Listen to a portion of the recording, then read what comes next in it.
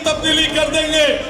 मैं छोटा हूं, हाथ जोड़ता हूं, विनती करता हूं, प्रार्थना करता हूं, ये लड़ाई देश के ताकतवर लोगों से, ये इकट्ठे मिलकर लड़ी जाएगी।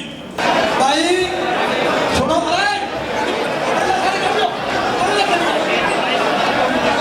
दिक्कत ज्यादा हो रही और सरकार जो चाह रही उनके मकसद कामयाब यहाँ पर नहीं होने देंगे जो उनसे मंसूबे हैं। कुछ लोग यहाँ पे ठेका लेकर आ रहे हैं कि हम यहाँ कोई निर्णय नहीं करने देंगे, रोड़ा करेंगे। नमस्कार, स्वागत है आपका न्यूज 80 पर। मैं हूं आपके साथ राहुल राणा। कुरुक्षेत्र की धरती से महापंचायत का आगाज हुआ। इस महापंचायत में बड़े फैसले लिए गए, लेकिन इस बीच हंगामा भी हुआ और खबर आई कि चौधरियों ने वहां से वॉकआउट कर लिया। लेकिन इस खबर की सच्चाई क्या है वो आज हम आपको बताएंगे, और यह भी बताएंगे कि क्या आज इस महापंचायत को खराब करने के लिए सरकार ने कोई साजिश रची थी। क्योंकि कुरुक्षेत्र की धरती से यह सवाल भी उठा कि सरकार के कुछ लोग इस महापंचायत को खराब करना चाहते हैं और बिना किसी नतीजे के इस पंचायत को खत्म कराना चाहते हैं। तो चलिए सबसे पहले ये तस्वीर देखिए और इन तस्वीरों को समझिए कि खाप के चौधरी प्रतिनिधि मंच पर एक दूसरे से कैसे भिड़ रहे हैं। हंगामा हो रहा है, एक दूसरे पर चिल्ला रहे हैं, लेकिन माजरा क्या है, तस्वीरें क्या कह रही है, ये तस्वीरों में साफ आपको शायद नहीं होगा, लेकिन हम आपको बताएंगे क्या हुआ था पूरा माजरा। जो हंगामा हो गया और पहलवानों की इस लड़ाई को लड़ते लड़ते चौधरी खुद लड़ने लगे। दरअसल जो तस्वीरें आप अपनी स्क्रीन पर देख रहे हैं, ये तस्वीरें कुरुक्षेत्र के जाट धर्मशाला की है, जहां पर महिला पहलवानों को इंसाफ दिलाने के लिए खाप पंचायत बैठी थी। इस पंचायत में निर्णायक फैसला लेना था कि सरकार के साथ यह लड़ाई कैसे आगे चलेगी। जैसे बीजेपी के सांसद ब्रजभूषण शरण सिंह पर शिकंजा कैसे कसा जाएगा। लेकिन पंचायत में आए युवाओं के अंदर मानो गुस्सा भरा हुआ था। लोग अपनी बात कहना चाहते थे, लेकिन वक्त कम था और फैसला बड़ा लेना था। बस इसी बात को ध्यान में रखते हुए संचालक ने मंच से कह दिया कि मंच पर कम लोगों को बुलाया जाए ताकि फैसला जल्द हो सके। लेकिन सबसे ज्यादा पंचायतों के प्रतिनिधि वहां काफी संख्या में थे और हर कोई मंच से मानो सरकार को ललकारना चाहता था। लेकिन जब मंच पर यह सवाल और यह ऐलान हुआ कि कुछ ही चुनिंदा लोगों को मंच पर बोलने की अनुमति मिले, तो इस बात पर कुछ खाप पंचायत के प्रतिनिधि गुस्से में आ गए। लेकिन मंच पर समय की कमी का हवाला देते हुए मंच संचालक रोकने की कोशिश करते रहे। लेकिन एक तस्वीर यह भी देखिए कि हंगामे के बीच राकेश टिकैत किसान नेता को उठना पड़ा। कह रहे थे कि रुक जाइए, हंगामा न करिए, लेकिन माहौल गर्म था और लोग बात सुनने को मानो राजी ही ना हो। राकेश टिकैत भी शांत हो गए, क्योंकि तब तक राकेश टिकैत भी समझ चुके थे कि इस पंचायत को कोई खराब करना चाहता है, और उन्होंने मंच से कह दिया कि सरकार के लोगों की यह मंशा हम पूरी नहीं होने देंगे। आज इस पंचायत में बड़ा फैसला होकर रहेगा। दिक्कत ज्यादा हो रही और सरकार जो चाह रही उनके मकसद कामयाब यहाँ पर नहीं होने देंगे जो उनसे मंसूबे हैं। कुछ लोग यहाँ पे ठेका लेकर आ रहे हैं कि हम यहाँ कोई निर्णय नहीं करने देंगे, रोड़ा करेंगे। समझिए, हमने ये कहा था यार, इसको सेट करने दोगे कि नहीं दोगे? जैसे ही वहां से शोरूम से ये कहा कि सरकार से मिलेंगे, उनके कुछ मैसेज आए किसी के होम मिनिस्टर से, क्योंकि राष्ट्रपति का कागज तो या तो भाई राष्ट्रपति मिले, उसका कागज जाता है डस्टबिन में।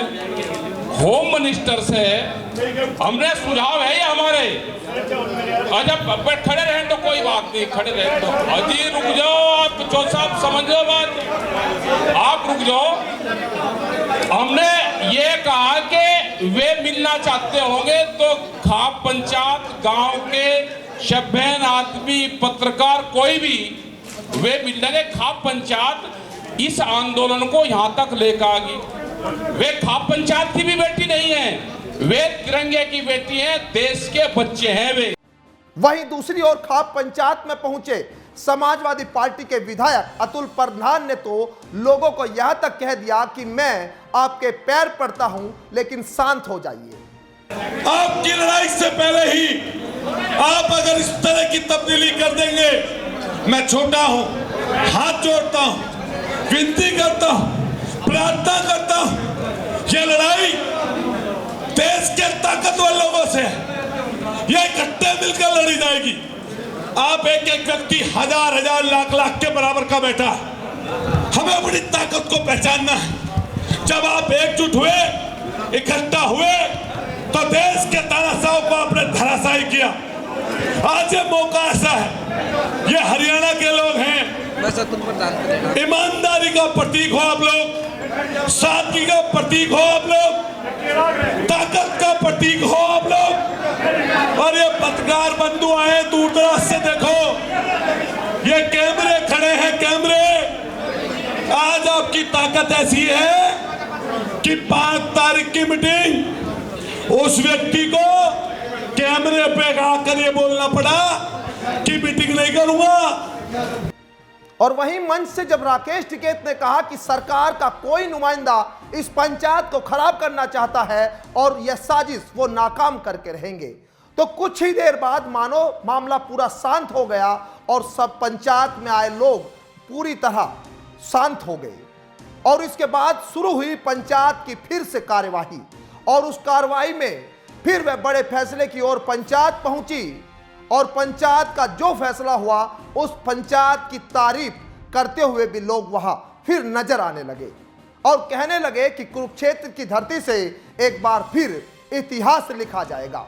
बेटियों के सम्मान के लिए खाप पंचायतें जिस तरह से आगे बढ़कर सामने आई, और उसके बाद से कहीं ना कहीं सरकार की नींद जरूर हराम हो गई है। इस पंचायत से खाप चौधरियों ने ऐलान कर दिया कि 9 जून तक सरकार या तो ब्रजभूषण शरण सिंह को गिरफ्तार कर ले, अन्यथा 9 जून में चौधरी मिलकर बेटियों के साथ जंतर मंतर पर धरने पर बैठेंगे। यानी आंदोलन अब पहलवानों का आंदोलन नहीं रहा, इस आंदोलन में अब आर पार के लिए चौधरी सामने आएंगे। लेकिन बड़ा सवाल यही कि 9 तारीख में फैसला जो हुआ है, क्या 9 तारीख के इस फैसले से पहले सरकार मान जाएगी, ब्रजभूषण शरण सिंह जेल चले जाएंगे, या फिर 9 तारीख में एक बार फिर दिल्ली में बड़ा आंदोलन होगा, जहां से बेटियों को उठाकर, भगाकर, पीटकर, घसीटकर भेज दिया गया था। एक बार फिर खाप चौधरी मिलकर उसी जगह पर जंतर मंतर पर, जहां पर प्रशासन ने, पुलिस ने जाने की अनुमति अब उन बेटियों को नहीं दी, फिर से उसी जगह पर आंदोलन होगा। और उस आंदोलन की तस्वीर इस बार कुछ अलग होगी। इस बार यह आंदोलन देशव्यापी आंदोलन होगा, और तमाम जो बात कही गई कि इस बार इस आंदोलन में जेल भरो आंदोलन की तरह भी देखा जाएगा। यानी अगर सरकार अत्याचार करेगी तो लोग जेल जाने के लिए भी तैयार होंगे। अब ऐसे में सरकार की मुसीबतें जरूर बढ़ सकती है, लेकिन सवाल यही कि क्या बेटियों को इंसाफ जल्द मिल जाएगा या फिर लंबा इंतजार करना पड़ेगा। आपको ये खबर कैसी लगी, आप हमें कमेंट बॉक्स में जरूर बताइए। नमस्कार।